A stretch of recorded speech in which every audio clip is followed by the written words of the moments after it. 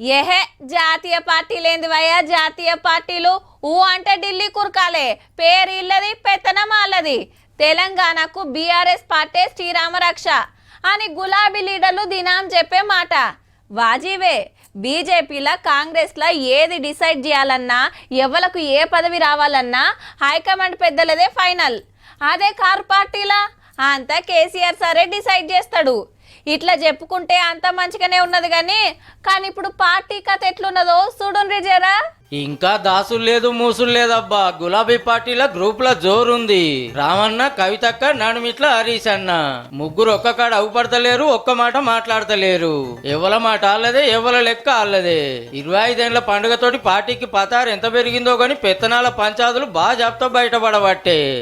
Harish Rao sir బయటకు వస్తాడట, కొత్త party పెడతాడట, లేకుంటే బీజేపీలకు జంప్ అవుతాడట అని అటు మీడియాలో ఇటు సోషల్ మీడియాలో సీతం వార్తలు చక్కర్లు కొడతాంటే లేలే నేను ఎండ్లకు పోను కార్లనే ఉంటా, అవసరమైతే కేటీఆర్ కింద పనిచేస్తానికి సుధా తయారంటాండు.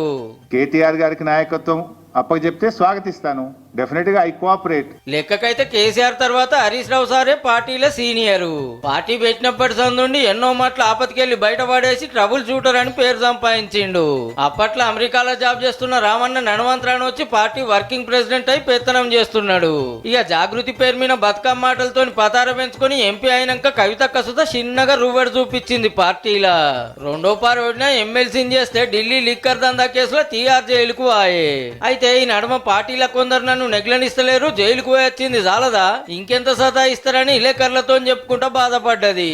నా గురించి రకరకాల కథనాలు వస్తూనే ఉంటాయి, రకరకాల ఆరోపణలు కుట్రలు అని చెప్పి సోషల్ మీడియా అంతా బాగా నా మీద ప్రేమ అభిమానాన్ని ప్రదర్శిస్తుంటారు. ఇవన్నీ ఎవరు చేస్తున్నారు ఏందో అన్ని తెలుసు నాకు, కానీ సమయం సందర్భం వచ్చినప్పుడు మాట్లాడతాం. కానీ కేటీఆర్ కింద నేను పనిచేస్తానికి రెడీ అని హరీష్ రావు సార్ అంటే ఇంకో దిక్కు కవితక్కేమో పార్టీలో నన్ను బాధ పెడతాను అనబట్టే. అది ఎవరో మరి ముగ్గురు ముఖ్యమైన వాళ్ళే వారం 3 తీర్లుంటే బాబేమో బాయి కాడ నిమ్మలంగా ఉన్నాడు. పార్టీకి పవర్ పోయినాక పార్లమెంట్ ఎలక్షన్ ల గుండు సున్నా వచ్చే, ఎమ్మెల్సీ ఎలక్షన్ ల పోటీకే భయపడబట్టి ఇసొంటి వాళ్ళ పార్టీల గ్రూపుల పెత్తనం పెరుగుతుంది కాబట్టి రేపు కారు కథ ఎట్లుంటుందో చూడాలి.